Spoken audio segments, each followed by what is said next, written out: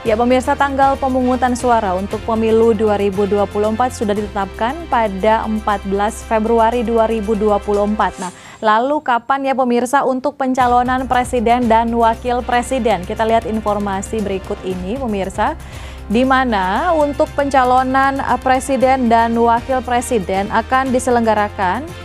Di slide berikutnya kita lihat akan diselenggarakan mulai Kamis 19 Oktober 2023 hingga Sabtu 25 November 2023. Itu adalah tahapan untuk pencalonan presiden dan wakil presiden. Kemudian ada masa kampanye tentunya. Masa kampanye pemilu pemirsa akan berlangsung di akhir tahun 2023, tepatnya hari Selasa 28 November 2023. Hingga hari Sabtu 10 Februari 2024 pemirsa.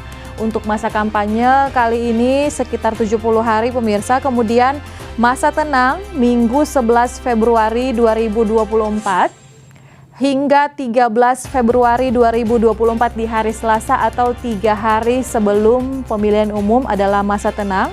Dan tentunya untuk pemungutan suara sendiri dilaksanakan Rabu 14 Februari 2024. Diselenggarakan serentak pemirsa pemilihan presiden, wakil presiden, dan juga untuk legislatif.